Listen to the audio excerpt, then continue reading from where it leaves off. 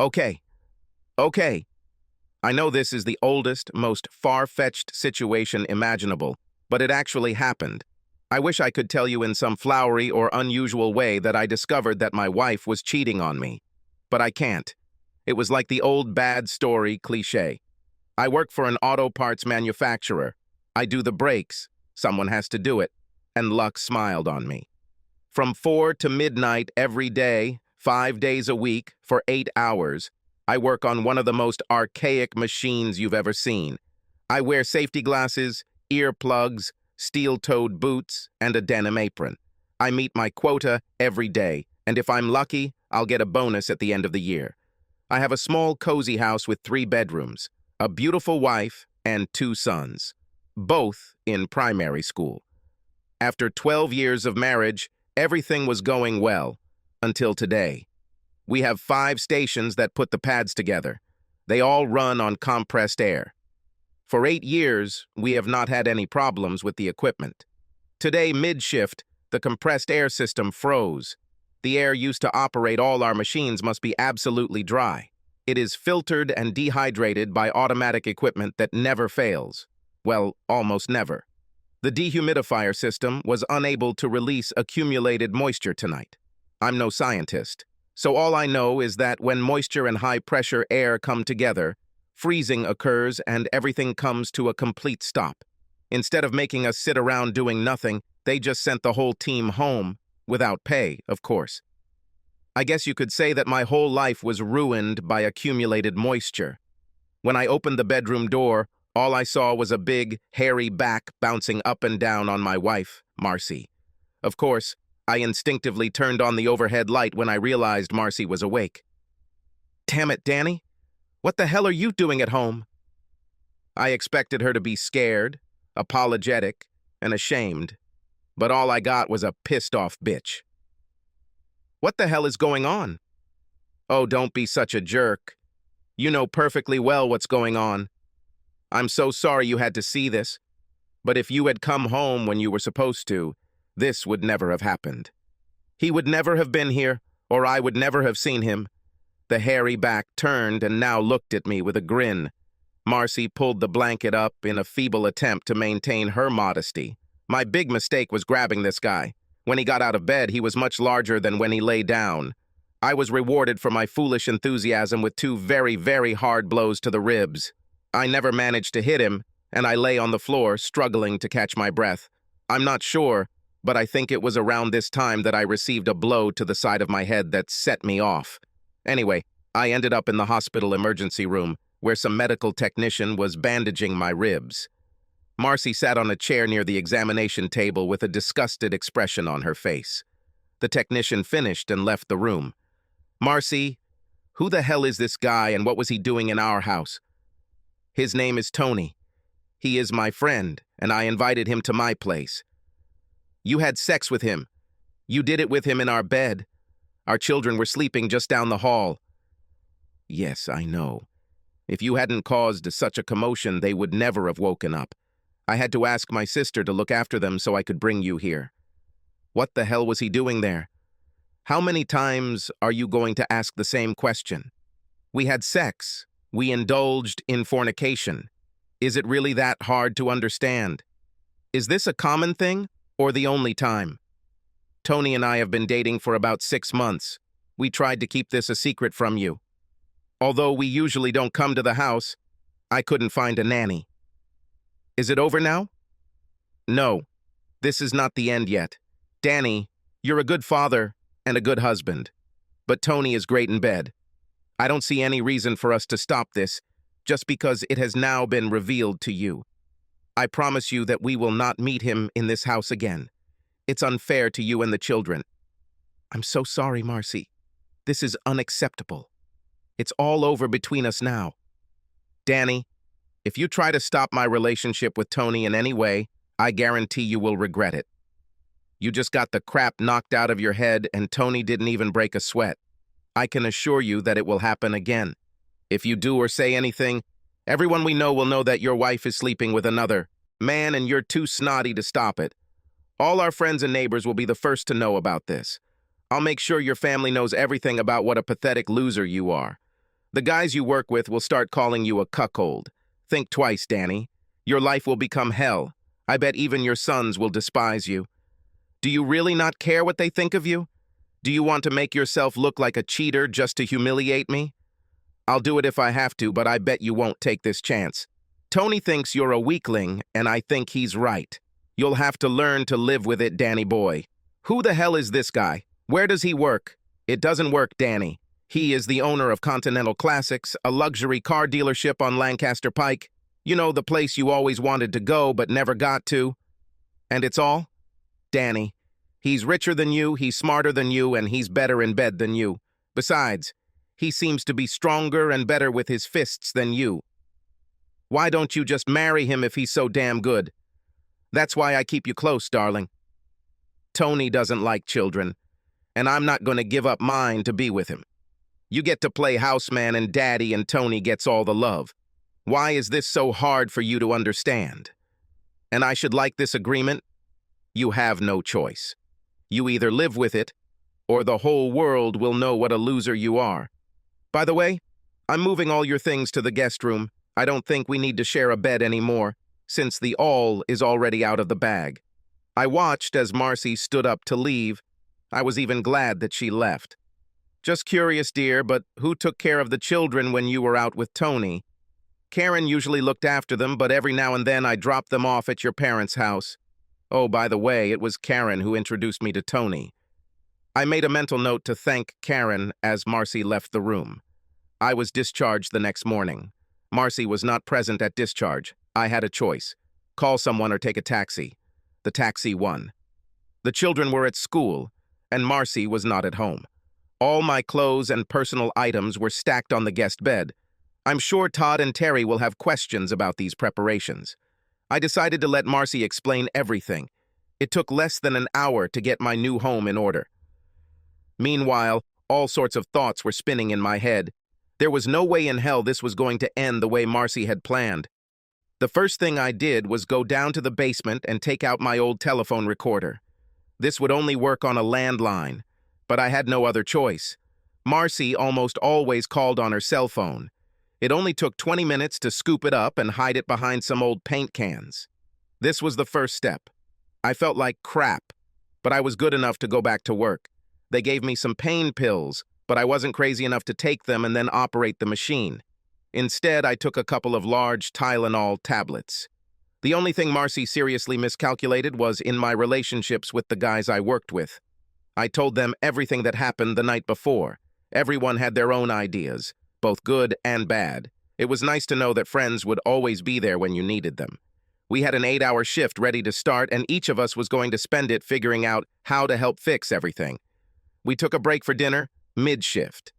Okay, anyone have an idea? Glenn was the first to speak. I have no idea, but I have a cousin who works for that son of a bitch. He does all the vehicle detailing. From what I understand, he hates DeMarco. If you need any information about the business, buildings, or work shifts, he can help you. This will definitely help me, Glenn. Anyone else? Danny, I have 2 shotguns and 2 pistols. I can provide it to any of them. None of them are registered, so there is nothing to worry about. Thanks, Barry, but that sounds a little more radical than I was hoping. Well, damn it, then you won't even want to listen to my idea, Freddie said. Freddie chuckled lightly in response to this remark. Tell us, Freddie. Come on, tell us. I thought we could tie him to a tree with his legs spread and build a fire, Indian style, between his legs. Everyone really liked Freddie's idea, but unfortunately, it had to be rejected. Kyle was the only one who didn't offer anything, so we all just stared at him while we ate our lunches. What? Don't look at me like that. Yes, I have an idea, but it's kind of strange. Spit it out, Kyle. I remember reading somewhere about a prison in Arizona where all the child molesters wore pink jumpsuits. It must have been humiliating. I know this Tony guy isn't a child molester, but something like this would embarrass the hell out of him. You mean put him in a pink tracksuit? Can he just take it off? I thought if we could go in there, tie him up, and then spray him all over with pink paint, it could look spectacular. But then he will know who did it. First, we need to make him unconscious and then leave him tied to a chair until he is found. But how? Do we do it with drugs or hit him over the head? What do you mean? I can get a stun gun. All you have to do is sneak up and punch him. It's easier said than done. How do we get to him when he's alone? And how do we get close enough without him knowing? I don't know that. I just thought it was a good idea. The buzzer rang and the machines were back to 4 hours of work. My quota for the night was lowered, so the other guys chipped in to match it. When I returned home, Marcy was already asleep. At least she kept her word not to bring that idiot into the house. I had no idea what I was going to do. Most of the things the boys and I talked about were like school pranks. I might as well put a flaming bag of dog poop on his doorstep. I needed real revenge. When I got up, it was already noon. The kids were at school, and I heard Marcy walking around the house. I quickly showered, shaved, and headed out the door. "Good morning, husband. Don't you have a kiss for your wife?" She stood at the kitchen sink with her hand on her hip and grinning. I just turned around and walked out. Her witty remark did not deserve a reply. I needed to have breakfast and be alone. I spent the rest of the day killing time. I was trying to figure out what I could do with my wife's sex buddy without causing too much havoc. I needed to finish work tonight and start getting ready. I decided not to eat at home anymore. It was about the only time I could spend with the boys, but I just couldn't bring myself to eat Marcy's cooking anymore. Before I knew it, it was time to work. Everything was going fine until the dinner break. "Danny, I have a stun gun in my car. I don't know if you can use it for anything, but at least you can have it for self-defense." Kyle seemed proud of himself. "Don't forget to pick it up before you go home." "Have you ever used that damn thing?" "We can try. Who wants to become a volunteer?" The only response was a chorus of sighs around the table. No one had any new ideas, but they were all willing to support whatever I came up with. I felt better knowing that I had friends. When I returned home, everything was fine. It will be a short night for me. Working the graveyard shift kind of messes with your sleep habits, especially on weekends. I got up earlier than usual. Todd and Terry jumped at the chance to hang out at Chuck E. Cheese. Marcy didn't seem to mind at all, especially when I told her we'd be out all day. "Danny, I need you to take a few days off next week. Tony's friend Wally will come over from Detroit and we'll take a 3-night, 4-night cruise to Cancun. If you can't do it, would you like to see if your parents can?" Let me get this straight. Are you going on a cruise with 2 guys? This sounds too lame, even for you. Don't be rude, Danny. It doesn't suit you. Wally will be sharing a room with Karen. They've been old friends for a couple of years now. Ooh. Well, damn it. I guess it's okay then. I tried my best to be sarcastic. I'll definitely thank Karen later. Of course, I started the day too early. To kill time before Chucky's opened, we went to Hobby Hall next to our house. The boys were big enough to assemble most of the plastic models that lined the shelves. The end results were nothing to brag about, but they had a lot of fun. I left them to explore hundreds of boxes and wandered around, marveling at all the crap that was available for purchase for creative housewives. I guess if Marcy was into crafts, she wouldn't have brought home that hairy gorilla. But now it was too late. My eyes lit up when I discovered rows of designer spray paint. Here they are. 6 beautiful cans of pink spray paint. They didn't have as much paint as Lowe's or Home Depot, but they were pink. This was the only place I saw paint of that color in a can. Of course, I took this as a sign and bought all 6 cans. Todd ended up getting the monster truck kit, and Terry chose the tow truck. I didn't even know they made plastic tug models. Before we left, I also grabbed a bag of 10 large plastic cable ties. They were about 18 inches long and looked fit for the task ahead. By this time, Chuck E. Cheese had opened. The kids spent about 4 hours and 2 pizzas before they ran out of steam. We grabbed a pack of cheap bread and headed to Pandora Park. The ducks ate it all in the first 10 minutes, but we stayed a couple more hours before heading to my parents' house. Mom and Dad were happy to invite us for dinner and in the evening. Todd and Terry spent most of the night watching TV, and I took advantage of this to tell Dad about Marcy's situation. I realized that I was actually telling people what was going on before Marcy could.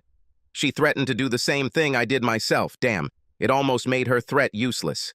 Dad promised that they would be there to take care of the boys no matter what happened. This would make things a lot easier for my plan. I didn't want the boys to get hurt in this situation. Around 9 o'clock, I called Marcy to tell her that we would be staying the night at my parents' house. I have a car. After a big breakfast at IHOP, we returned home to find Marcy still in bed. I immediately turned on the lawnmower and walked back towards the bedrooms. Todd and Terry couldn't wait to start making their models, even though it was a beautiful day outside. I let them go. I decided to spend the whole day working on the lawn. Edging and trimming needed to be done. Things weren't going as fast as usual because I stopped to chat often. I had some great hedge trimmers, but decided to borrow them from Mike Fielding, who lives across the road. His wife Mary was one of the biggest gossips in the area. I explained to Mike that there might be strange cars parked outside the house because Marcy would be entertaining her male friends. Everything should be fine unless they get drunk and make noise. If this happens, just call the police. It will be difficult for me to control the situation since I work at night. Larry Finley served on the board of directors of a local church. I borrowed his spark plug key and apologized for Marcy's recent wild behavior. Of course, he wanted to know what I meant. Larry was an even bigger gossip than Mary Fielding. In 10 minutes, he had enough gossip fodder to last him a month. I didn't take a lunch break and finished work around 4 o'clock in the afternoon. After a quick shower, I headed to Rosie's Cantina and ordered the most expensive meal on the menu. I'm not sure if it was really like that, but it was actually delicious. I spent the rest of the evening with my brother Dave and his family. Dad had already explained to him what was happening. I spent the night on his couch. My wife had a great plan. She was going to force me to obey by threatening to expose me as a cuckold. If I refuse to condone and support her infidelity, she will make my life miserable. It was an interesting idea, but it had a lot of holes. Less than a week later, I already told everyone what was happening. This seemed to neutralize her threat. I was also able to present her to everyone as more of an approachable woman than she would otherwise have been able to. I don't think she ever expected any reaction from me. The next day, I went home to change clothes for work, and there Marcy was waiting for me, seething with anger. "What the hell did you tell the neighbors?" Karen said. "You told everyone that I run a brothel here at night." "Oh, bullshit. That's not true, Marcy. I just told them that you can entertain men while I'm at work and that they shouldn't worry about it." "Well, that's not what's happening now at all. Who else did you talk to?" "Everyone. I decided that I would tell them before you. It seemed much easier to me this way. I didn't say anything to your parents or sisters. Perhaps you should do this before they hear the rumors." "Damn it, Danny. You're making me look like a cheater." "Well, that's only fair. You wanted to make me look like a cuckold." "Bastard." "Sorry, dear, but I have to go to work. I need to spend some time with the kids before I leave." The hardest thing for me was losing the quality time I wanted with them. Glenn had the best news of the night. The Continental Classics closed on Thursday at 9 o'clock, so Tony could personally write all the checks for Friday. He hated being disturbed while doing payroll, so even the cleaning staff left. Kyle took a few minutes and showed me how to use the stun gun. No one has volunteered to check it yet. The plan was ready to be executed. If I get caught, as I fully expect, I'll face jail time. I didn't care. Tony DeMarco needed to be humiliated. If I am arrested, I will make sure that all newspapers and television channels receive full information. Any advertising like that would crush him, or at least make him angry enough to do something stupid. For the next few days, I only went home to sleep, shower, and change clothes. Since that first day, I have never eaten at home. Finally, Thursday came. I arranged for my truck to run out of battery and for Kyle to pick me up. The floor attendant never bothered the slow guys much. As long as we met our quotas and the quality was good, they left us alone. One thing that would work in my favor is the OSHA requirements for this job. With aprons, gloves, and welding goggles, We all looked pretty much the same. At 8:30, I slipped out the back door. The guys will take turns working on my machine. One of these workplaces would periodically, of course, be empty, but no one would care. Bathroom breaks were common and were never supervised. The main thing was to create the illusion that I would not leave unnoticed. I walked through the service door of the Continental Classic and headed straight to the restroom. Around 9 o'clock, someone quickly checked to see if the lights were off. 10 minutes later, I put on latex gloves and walked from the toilet into the dimly lit office. His desk overlooked the showroom, so his back was to the door. It looks like everything will be much easier than I expected. There was a computer in front of him, but he was hammering away at something on an old adding machine with paper tape. He never heard me approach. I hit Tony right in the back of the head with the stun gun. His body jerked upward and I thought he was going to turn around, so I swung him again. This time he jerked a few times and then relaxed. Perfect.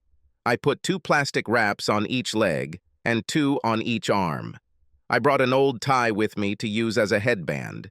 He was very pliable. I wheeled his chair up to the glass display case next to the showroom. In the morning, when his people come to work, he will be visible. It was a nice pink color, but I had to use a lot more than I expected. The paint soaked into his clothes as quickly as I sprayed it. It took at least 3 coats on each area to get it to what I wanted. I had just enough paint, but barely. He looked very cute in pink. When I was done, I carefully packed everything back. I expected Tony to wake up while I was decorating him, but he never budged. I also planned to remove the blindfold before leaving. I glanced at my watch several times. I met my deadline, but I still wanted Tony to wake up before I left. After 5 minutes, I was already starting to worry. I tried to feel for a pulse, but to no avail. Maybe I didn't feel it because of the latex gloves. I took off my glove and tried again. There was still no pulse. I tried to feel the pulse in his neck, like they did on TV. I still couldn't find anything. I took off the blindfold and touched his eyes with the tip of the pencil. He didn't blink an eye. There was no reflex. Needless to say, I started to panic. I had the presence of mind to put the latex glove back on and wipe off everything I might have touched. I put the tie in my pocket and then cut off all the plastic ties. There were visible marks that had no pink paint left on them when I removed them. It looked strange. The white skin under his tie made him look like a pink raccoon. I waited another minute to make sure I didn't miss anything, then left for work. On the way back to the store, I threw all my junk, including the stun gun, down the storm drain. 10 minutes later, I was sewing the brake pads again. Nobody noticed that I was absent. As soon as the shift ended, I told the guys what happened. They were all complicit, so I was pretty sure no one would say anything. Freddie was very impressed. None of them seemed bothered.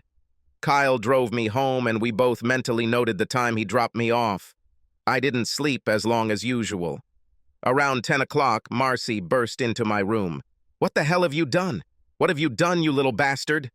Of course, I just rolled over and looked at her, puzzled. "What the hell are you talking about, woman?" "Tony is dead. Karen called and said he was found dead in the office this morning. I believe you had something to do with this, and I'll make sure you pay, you bastard." This was the second time she called me a bastard in the last 5 minutes. It was quite clear that I would not be able to sleep again. So I climbed out of bed and went to the toilet. I was in no hurry to face the Wicked Witch of the East, so I took a long, hot shower and slowly shaved. I even sprayed on a little aftershave to annoy my loving wife. I never made it to the coffee pot. A tall black man stood in the living room talking to Marcy. He had a very short haircut and was wearing a dark suit. This bitch called the police. There was no doubt about it. I shook my head and walked into the kitchen to drink my first cup of the day. Marcy smirked sarcastically as I sat down in my favorite chair. My uninvited guest also sat down. "Mr. Mercer, my name is Detective Darnell Green. I'm here about the death of Anthony DeMarco last night. Your wife reported that you and Mr. DeMarco had a disagreement last week, and I would like to ask you a few questions." "Certainly. I have no objections, but not here." "What do you have in mind?" "If you want to talk, let's do it in your office." Not at my house. Are you okay with that? I couldn't help but notice Marcy's frown. I was pretty sure she was expecting to be included in the discussion. My car or yours, Mr. Mercer? I have something else to do, so I'll meet you there. Any special office? Second floor at the back, room 206. Just turn right when you exit the elevator. See you soon. Marcy fumed when I put on my shoes. I didn't finish my coffee, so I just threw it down the sink. I turned and walked out the door with a smile. I think you'll get what you wanted, honey. What are you talking about? What the hell do you mean, Danny? 10 minutes later, I was sitting with Detective Green on the second floor of the municipal building. Over the next hour, Detective Green asked all the right questions, and I had all the right answers. He tried to be careful about this matter, not ignoring it or rubbing it in my face. Of course, I had to admit that I had a motive, but I never had the opportunity to do anything about it. It was a serious situation, but I tried my best to be friendly without making a smart ass of myself. I think he appreciated the fact that I made his job easier and even thought that he had no questions left for me.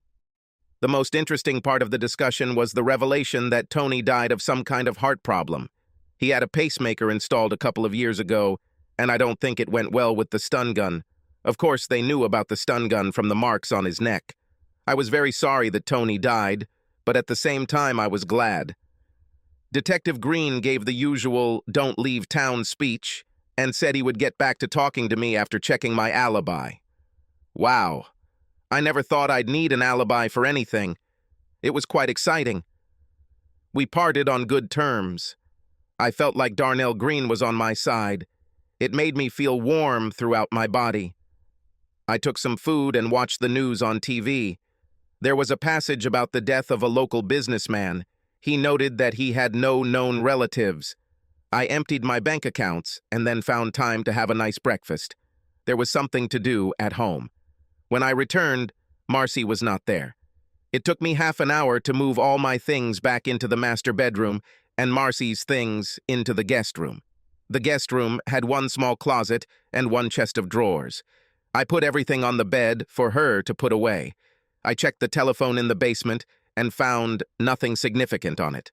I collected all the bank and insurance documents as well as other important papers. I was glad that the Volvo Marcy was in my name. It made everything easier. Everything went into a folder under the front seat of my truck. I called into work and took 2 weeks off. A few hours later, my loving wife appeared. She seemed surprised to find me at home. It was time to restore order again. I smiled and led her to the guest room. "What the hell is this? Who the hell are you?" In response, I smiled widely. "Answer me, damn it. What's going on anyway?" "Marcy, from now on, I will be living in the master bedroom. You can take the guest room. I suggest you start putting your clothes away. Anything that is not in the closet or dresser for dinner will be removed. Have questions?" "I can't fit my things in this small closet, and I'm not going to stay in this room anyway." "What the hell do you mean by deleted?" "If you can't fit it in a closet or dresser, you don't need it." "That won't happen, Danny. I don't know what game you think you're playing, but it won't work. You are dead meat. I suggest you start putting things in order. If you have any more questions, I'll come back later." Bastard! Today was the 3rd time she called me a bastard. I must be doing something right. While Marcy was busy in the guest room, I threw her purse on the kitchen table. I took my time collecting everything I wanted. First, I took her mobile phone and then the car keys. From her wallet, I took out her driver's license and all her credit and debit cards. I put back everything that was left. I took her car papers out of the truck and drove the Volvo across town to a friend of mine who had a car lot. I immediately sold it to him at a good price, agreeing that he would sell it outside the city. Even with the payments, I ended up with a few extra $1,000 in my pocket. I was just getting ready to go to Taco Bell for lunch when my cell phone rang. "Son of a bitch, what did you do with my cell phone and where the hell is my car?" I was happy that she didn't call me a bastard anymore. She was calling from her home phone. That was a good sign. I can check the records when I get back. Home. "I'm so sorry, honey. I needed money to hire a lawyer to defend me against murder charges. I promise to buy you another car as soon as I get out of prison." She was still cursing on the other end of the line when I hung up and turned off my cell phone. After this conversation, I decided that a lawyer would be a really good idea. No matter what happened, I had no intention of staying married. That would have to wait, though, because I was next in line to order. Todd and Terry were home when I got there. I went straight to my sons and ignored Marcy altogether. I did glance in her direction a few times and noticed that she was not a happy tourist. The boys were eager to show me the models they had put together. As Marcy began preparing dinner, I wandered down the hallway to the guest room. All my clothes were back on the bed. All of Marcy's clothes went back to the master bedroom. I chuckled to myself, but decided not to fight it. Now she was firm in her thoughts and full of determination. Marcy told the boys to wash up for dinner, and I went to the guest room to get my things back together. I would really like to throw away all her things, but that would be too childish. Red Lobster's was my place for dinner tonight. Money wasn't an issue because I still had cash left over after I gave the divorce lawyer the deposit. The shrimp and lobster combination was great, but the cheese buns were still my favorite dish. Having finished eating, the cell phone rang again. I was hoping one of the guys from work or Detective Green would call. No luck since the first call was from my wife. "Danny, how can I go to the store now? We need milk and a few other things." "I'll take you when I get home. Try to arrange it so that we can go shopping on Saturdays when I don't work. I'll feel safer if you don't go shopping alone." They called me again. I have to go. We'll talk when I get home. The second call was from Kyle. Detective Green spoke with the entire team, individually and as a group. All these stories were confirmed. Tom Tingle, floor manager, was the strongest supporter. He insisted that there was no way I could quit my job. He kept a tight rein on all his men and can guarantee that I was there all night. I knew I wasn't that smart. If any investigator wanted to prove that I killed Tony DeMarco, I'm sure he could do it. I had the feeling that no one cared. I got home just in time to put the boys to bed. Marcy was sitting on the sofa with a glass of wine. I took a cold Foster's out of the refrigerator and settled comfortably in my chair. The TV wasn't on, so I decided now was the time to talk to Marcy. "So, Marcy, how is the plan to turn me into a wimp and a cuckold going?" Well, that ended the conversation before it even started. She finished her wine, stood up and headed to her bedroom. I thought she wanted to talk. I guess I was wrong. I grabbed my beer and went to check the recorder. The first thing she did was call her sister. Everything was extremely open there. It turned out that Marge knew everything about the affair with Tony and supported Marcy in every possible way. That was nice to know. The next call was to Marcy's mom, and it was a little different. Mom had no idea what was happening. Her daughter convinced her that Tony was Karen's friend and that I was jealous because I had been trying to have sex with Karen for years. Tony lectured me about it and I got angry. She never said I killed him, but that's definitely what she concluded. She called the cell phone company to see if she could get a replacement for the phone I borrowed and had no success. She then called the DMV and reported that I had taken her driver's license. They told her to report it to the police. She called the bank to ask for a replacement credit card but was told the account was closed. Let me put it this way. She was a busy little girl. The last call on the answering machine was Karen. Karen only lived a few houses away, so I have no idea why they used the phone instead of just meeting. Of course, this worked to my advantage. I learned two important things from that call. Wally still had to come from Detroit, and Marcy was going to lay low and not make a fuss until he got here. The next day, the guys and I got up very early. We left the house before Marcy woke up. We returned home after lunch, and Marcy insisted that I take her to the grocery store. She needed things, and since she no longer had a car or driver's license, I had to take care of it. That evening, while she was preparing dinner, I checked the recorder. Wally arrived, and the first person he called was Marcy. It was an interesting conversation. He believed everything Marcy told him and vowed revenge. Wally and Tony grew up together, and he didn't want to let that go so easily. He gave Marcy his address and told her to call him the next day when she had a chance. Marcy immediately called Karen and enthusiastically began telling her how happy she was. I couldn't believe that this was the same woman I had been married to all these years. The change was so sudden and complete. I had no idea that what I did was so bad that I deserved it, other than killing her lover. Before I went to bed, I went out to get something to eat. Of course, the lawn needed to be mowed again, so the next day, I had a good excuse to avoid Marcy. Around 11 o'clock, Marcy's mom and dad arrived to pick up the boys. I had no idea that a sleepover with my in-laws was planned, but I decided not to protest. Tomorrow was a school day, and Grandma Wilcox promised that they would get them there on time. I was eager to check my phone record, but lunch came first since I had skipped breakfast. After a quick shower, I went to see Dennis. Marcy didn't say a word about the fact that I didn't eat at home anymore. Marcy and Wally hatched a plan to avenge Tony's death. It all looked quite comical. Probably everything would have been different if I didn't know what was happening. After Marcy and I go to bed, Wally will enter the house through the sliding door on the back deck. She promised him that the door would not be locked. If everything goes according to plan, it will look like I was shot during an attempted robbery. If they heard the gunshot, Marcy and Karen would have called 911. I know it sounds stupid, but at that moment I remembered that I had not changed the beneficiaries on my insurance policies.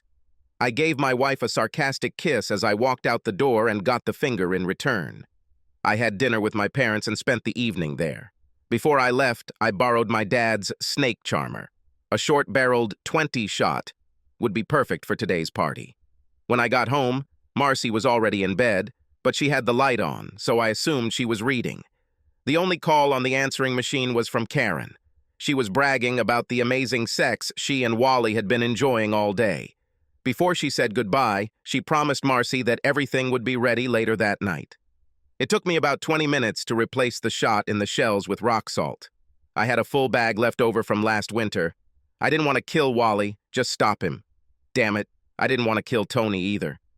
I was hoping Wally didn't have as bad a pump as Tony. I wanted to check the door to the back deck, but I was afraid Wally might see me.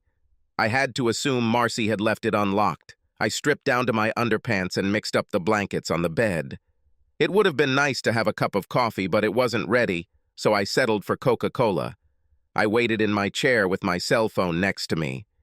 He appeared only after midnight.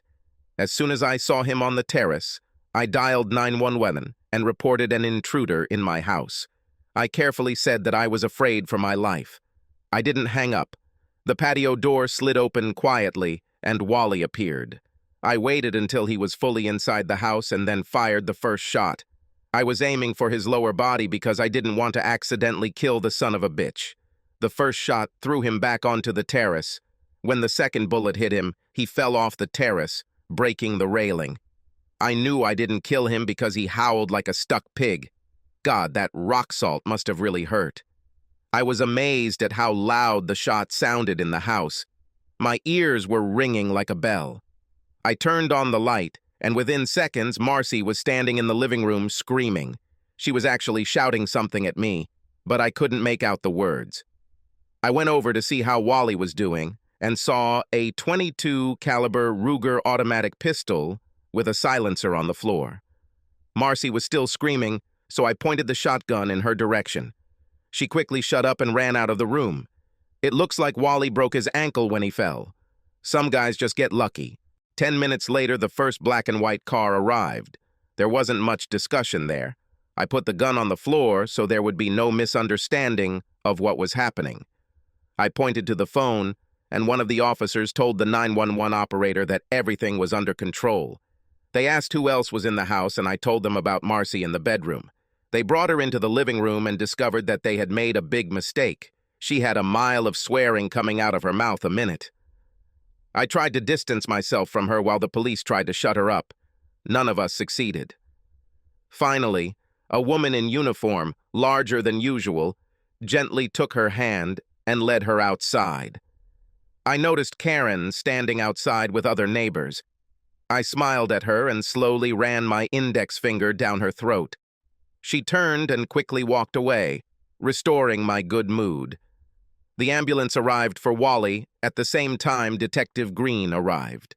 When he saw me, He smiled, and I answered him with a wide smile. I wasn't trying to be a smart ass, but I just couldn't help myself. The Amazon cop brought Marcy back to the house so she could get dressed. She calmed down a little. After I got dressed, we all went to the police department. I insisted that we ride in separate cars, and Detective Green allowed me to go with him.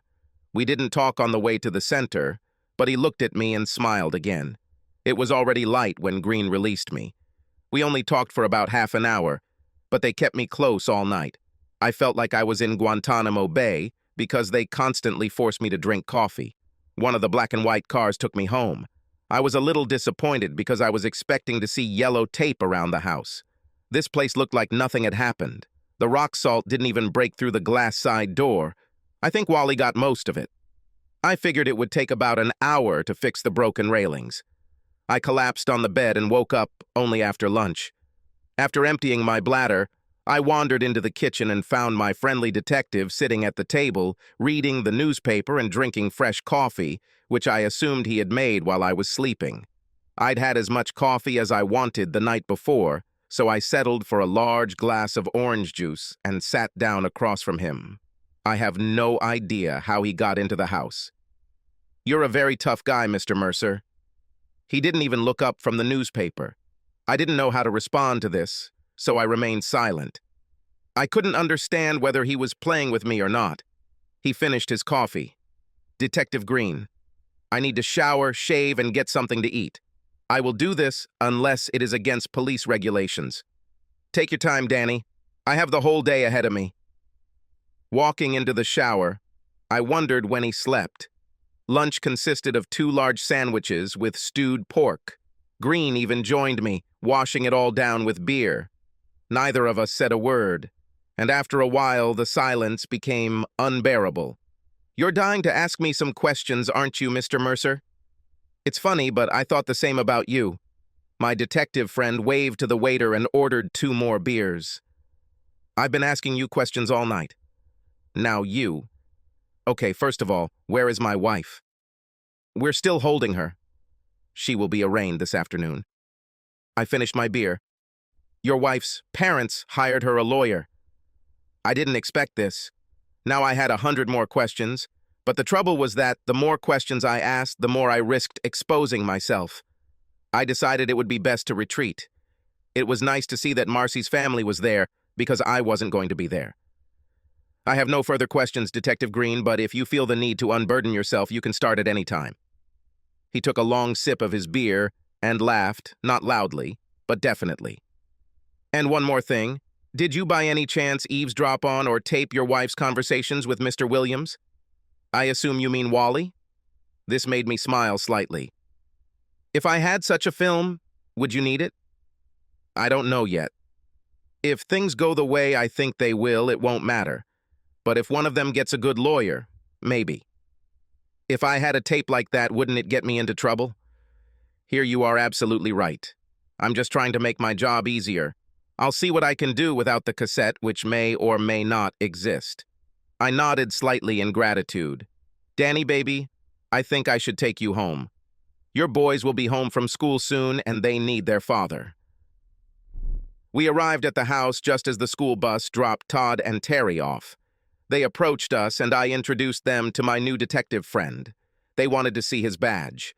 Everything seemed pleasant enough until Green leaned forward and said, "So, which one of you built the tugboat and which one built the monster truck?" "I built a truck," Todd shouted, puffing out his chest. "I made a tug. Do you want to watch it?" Terry was proud too. Maybe next time I'll have a chance to look at them. And now it's time for me to go. He left me standing there stunned and walked to his car with a big shitty smile on his face. That son of a bitch knew about pink paint. He had my balls in his hand and I couldn't do anything about it. That evening we ordered pizza. The boys never asked where their mother was. After dinner, Marcy's father called and said he needed help raising bail money to get her out of jail. I tried to be as polite as possible when I turned him down. I'm not sure he understood what was going on, but at least he was trying to be a good father. I asked him where she was going to stay. He hesitated a little and then said that she would stay with them. The boys and I loaded all of Marcy's things into the pickup truck and unloaded them from Marcy's parents. We collected everything without difficulty. When we got home, I noticed a U-Haul truck in Karen's driveway. The next morning, he disappeared. Marcy never called me. I had to read the newspaper every day to find out what was happening. Nobody told me anything. In fact, it was almost as if I was being deliberately left out. There was no trial. Marcy blamed it on Wally. Wally claimed it was all her idea. Ultimately, they both asked for clemency. Marcy received 3 to 5 years for conspiracy to commit murder. Wally received 5 to 10 years for attempted murder. Several federal people were called in about the muffler Wally had. They decided to wait until Wally finished his explanation before making changes. Detective Green didn't need the tape and never mentioned it again. Karen disappeared and was never seen or heard from again. My father was glad to have his shotgun back and promised that I could borrow it again if I needed it. He chuckled when he said this. I served Marcy with divorce papers as soon as she began serving her prison sentence. She didn't object. I had a feeling she didn't want anything to do with me because I hadn't seen or spoken to her since the night I shot Wally. I sold the house and moved back to my parents. I couldn't work or look after the boys myself. The guys at work were glad to see me back. For some reason, I was offered the opportunity to switch to the day shift, but I declined. I took the boys to the Muncie Women's Prison to visit their mother every month. I waited in the car because they were usually there for less than an hour. Sometimes, in good weather, meetings took place outside. I was able to park and watch them through the chain-link fence. I never asked them about these visits and asked them not to tell me anything. It seemed to work great for all of us. Everything seemed to be going smoothly until I got a call. Hello? Is this Daniel Mercer? Yes. My name is Angela Hawkins. A detective named Darnell Green said I should call you. We need to discuss something. I know Detective Green, but why do you want to talk to me? Tony DeMarco was my brother. Oh, shit. Just when I thought all this crap was behind me, something like this was about to happen. I don't think this is a good idea. I'm sorry for your loss, but there's nothing I can do to help you. I hung up before she could say anything else. 2 days later, she called again. Daniel, I would be very grateful if you could visit me. I need to say something. Detective Green said you're a reasonable person. Where did you want to meet? I would prefer to do this at a car dealership, but any location that is convenient for you is fine with me. It took me a few seconds to come up with something. Meet me on Saturday at 10 in the morning in the exhibition hall. I will take my 2 sons with me. They like looking at old cars. I didn't know what she meant, but in a public place with boys, I felt safer. I wasn't using them as a shield or anything, but I felt that she would be less inclined to do anything if they were with me. I had no idea what kind of malice this woman harbored. If she was Tony's sister, then she was Italian. If she was Italian, then she had hot blood. If she's got hot blood, I have to be careful. At this point, I decided I was thinking too much. I needed a beer. I called Detective Green and asked him what was going on. He laughed and told me to meet her and stop worrying. It was easy for him to talk because he didn't kill her brother. The Continental Classic was a big, impressive place. In addition to the main showroom, they had 2 large buildings in the back, holding cars in need of restoration or awaiting space on the showroom floor. I was shocked when we pulled up to see that they were having a big opening party. I didn't expect this. There were a lot of things I didn't understand yet. Terry and Todd seemed torn between cars and freebies. The first impression was the smell from the popcorn maker. A guy in soft boots and a rubber nose was handing out small bags of hot-popped kernels. Off to the side stood a soda fountain and another clown with a hot dog cart. The guys won't need lunch today. It was not difficult to recognize Angela Hawkins.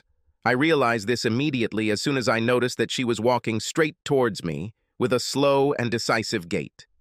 Everything about her spoke of an Italian. Dark hair, dark eyes, olive complexion, and wide hips.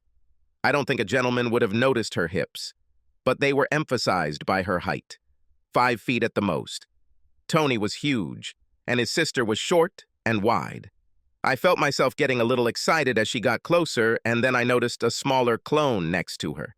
The girl looked about 10 years old and was an exact copy of Angela, only her hair was a little lighter, and naturally, there were no hips at all.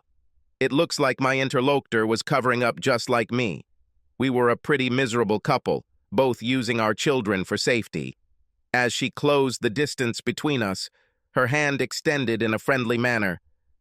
Daniel Mercer, I presume. It was quite natural and polite to shake her hand. I've always wanted to say this, like in the movie about Dr. Livingston. She smiled, but seemed a little nervous, which made me feel a little better. I stood there dumb, and she continued to talk. This is my daughter, Carla. Todd smiled politely back and said his name, but Terry held out his hand to her with a grin. Carla, why don't you show the boys around while I talk to their father? Terry immediately followed Carla into the showroom while Todd headed to the hot dog stand. I took this as a good sign. We can talk here, downstairs or upstairs in my office. I think the office will be fine. Those were the first words out of my mouth. As we walked towards the stairs leading to the elevated office, I noticed several employees looking in my direction and exchanging comments. Angela noticed this too and smiled at my embarrassment. The salespeople downstairs were wearing blue bowling shirts, so they were easy to spot. Unfortunately, they all seemed more interested in me than in the customers. One guy at the far end of the building smiled broadly at me and gave me a thumbs up. I smiled back, but was a little nervous. Did Detective Green tell you anything about my situation? I didn't answer, but just shook my head to show that he didn't do it. I don't want to bore you with my life story, but I think there's something you need to know. Tony was my brother and only relative. There is no other family. When Tony died, he didn't have a will. Since I was the only relative, I inherited his business. The lawyer took a big chunk, but I still got more than I expected. I was glad to see that someone got something useful out of this whole mess. While she was explaining something to me, I noticed that she had pierced ears and a wedding ring on her finger. She had a small silver cross hanging around her neck, but I had a hard time seeing it because my eyes kept focusing on her cleavage. I was just starting to remember how long it had been since I had sex when she interrupted me. Mr. Mercer, what did you notice? It was a trick question. She smiled when she asked this question. I'm really sorry. I was just admiring your crucifix, and told myself to concentrate and look only into her eyes when she hit me on the hand. Would you like some beer? That would be a good idea. There was a small refrigerator next to the table, and she had to bend over to get the drinks. One moment, I was forced to look at her cleavage, and the next I saw a beautiful ass staring me straight in the face. She didn't explain anything to me. She just tried to seduce me. It may not have been intentional, but it worked damn well. She opened the lid and handed me the jar, trying not to lean over. We both took a few sips without saying a word.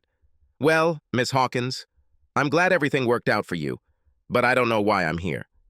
It's time for me to get back to the guys before they start to worry. It will be better if you call me Angela. Can I call you Danny? Well, of course. Are we done here? No, damn it. Just sit there and don't move until I'm done. Detective Green said you'll understand. I didn't answer. If I keep my mouth shut, she'll do it faster. Tony was a bastard. He was a worthless son of a bitch and deserved to die. As strange as it may sound, I wanted to thank you. It was a trap. That damn detective set me up. Was the room bugged or was it her? It's entirely possible that she has a bug hidden in her bra. Damn it, I was looking at her cleavage again. Do you have a wire or some kind of recording device? Of course not. Why would I do something like that? I finished my beer, although I was still not convinced. Maybe I better go down and see what the boys are up to. I wouldn't want them to get in trouble. Just sit down. She seemed pretty confident. There was no love between me and Tony. About 3 years ago, my husband died in an accident. He had no life insurance, and the guy who hit him had no insurance at all. I didn't have any work skills and had a daughter in my arms to raise. Tony was my only relative, so I asked him for help. He paid some of my husband's funeral expenses, and that was it. He didn't even answer my calls. Are you saying that his death was a good thing for you? Yes, and, obviously, for you too. Maybe we should both be grateful for what happened and leave it at that. Angela smiled and finished her beer. You don't want to talk about this anymore, do you? I nodded and began to reach from the chair. I need your service. You are the only one who can help me. What can I do for you? I want you to come and work for me as a general manager. You are crazy. I don't know anything about the car business, especially fancy cars like yours. I know that myself. I have people to take care of it. Why do you need me? Angela seemed a little nervous. She looked first at her feet, then at the walls. Her eyes darted around as she tried to find the words. Did you see how my people looked at you when you came to the office with me? Well, yes. They didn't even smile. They all think you killed Tony. Not only did you kill him, but you made a laughingstock out of him when you did it. They were all afraid of Tony. They seem to be afraid of you now. Their fear is like respect. Do you understand what I'm trying to say? Do they not respect you? No. They're going to tear me apart left and right, and there's not a damn thing I can do about it. I'm not smart enough or tough enough to keep them in line. What good can I do? Mostly just be here. After a while, we will both be able to learn the business well enough to be able to control what happens. Until then, I need you to intimidate them. I'm a good guy, Angela. That's why Tony and my wife tried to take advantage of me. Now she felt a little calmer. It didn't work out too well for them, did it? For some strange reason, I found this funny, and even laughed a little. Over the next 30 minutes, Angela and I discussed the terms. She had no problem exceeding the salary and benefits that I received at the factory. If things don't work out, I can always come back. I really didn't want to go back.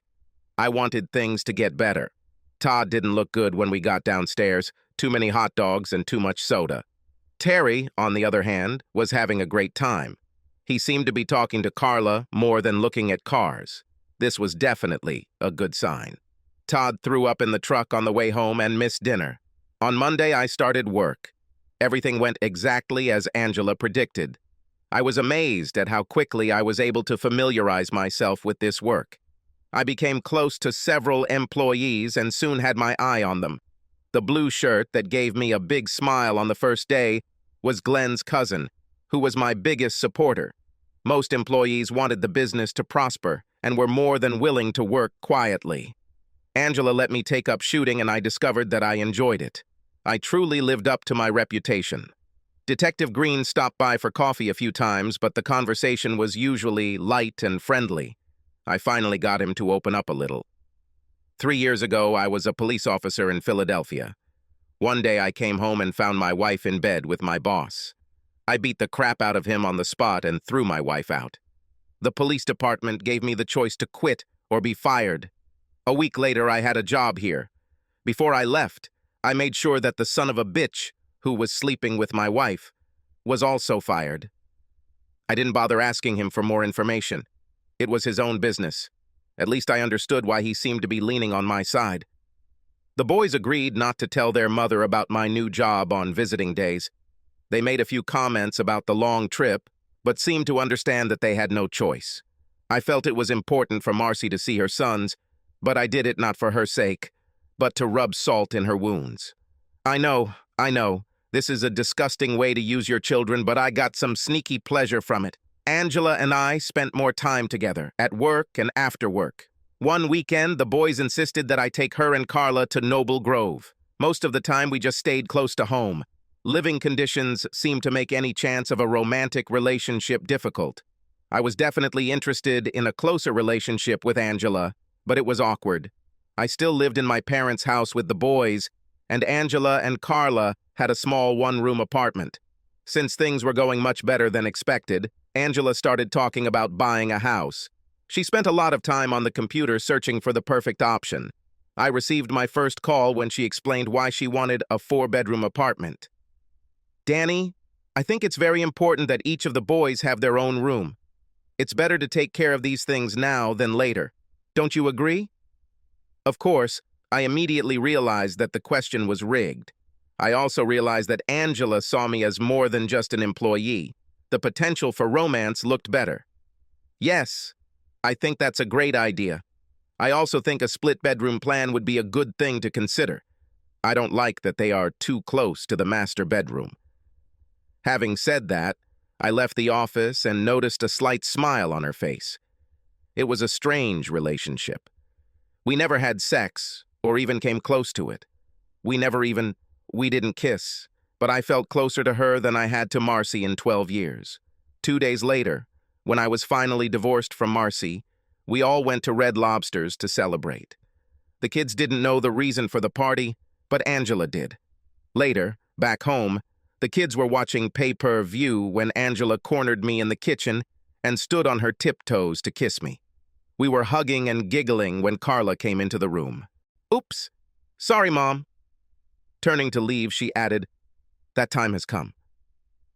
When we returned to the living room, Carla was whispering something in Terry's ear, and they were both smiling.